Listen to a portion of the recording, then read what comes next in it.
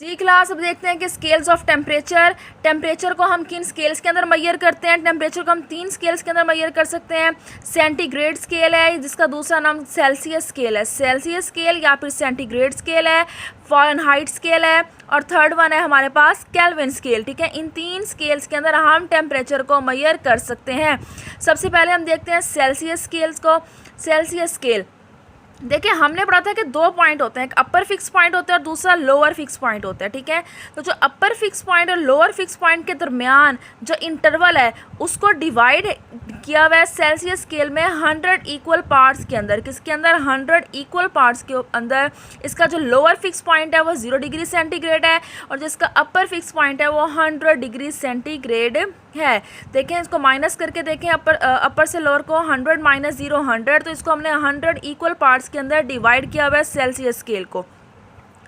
Second scale है हमारे पास Fahrenheit scale. ठीक है, फ़ारेनहाइट स्केल के जो हमारा इंटरवल है, मतलब इसमें भी स्केल के ऊपर 2 पॉइंट्स हैं, अपर एंड लोअर फिक्स पॉइंट होते हैं, और हमने इसके दरमियान जो इंटरवल है दोनों के दरमियान उसको डिवाइड किया 180 इक्वल पार्ट्स के अंदर। 180 इक्वल पार्ट्स के अंदर ये डिवाइड हुआ होता है।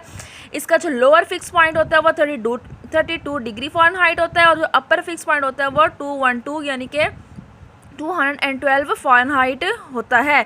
ओके, मैंने क्या 180 इक्वल पार्ट्स के अंदर डिवाइड किया। आप दोनों को माइनस करें, 212 माइनस 32, तो आंसर आएगा 180। ठीक है, तो 180 इक्वल पार्ट्स के अंदर ये डिवाइड हुआ होता है फ़ारेनहाइट स्केल।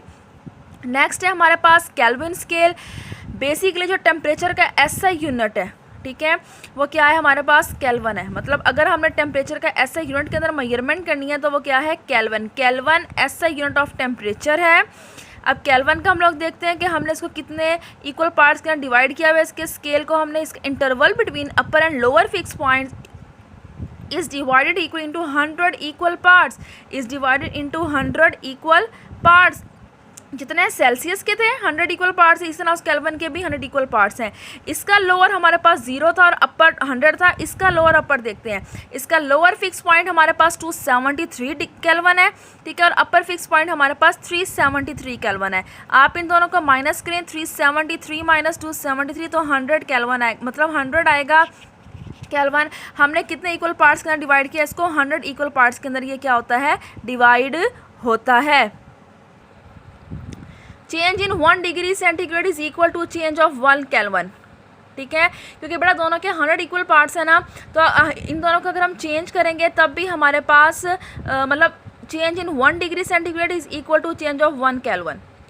आंसर दोनों का सेम आएगा। ठीक है, उसका चेंज इसके बराबर होगा। Absolute zero on kelvin scale क्या कहलाता है? एब्सोल्यूट ज़ीरो कहलाता है। ज़ीरो ऑन केल्विन स्केल क्या कहलाता है? एब्सोल्यूट ज़ीरो कहलाता है।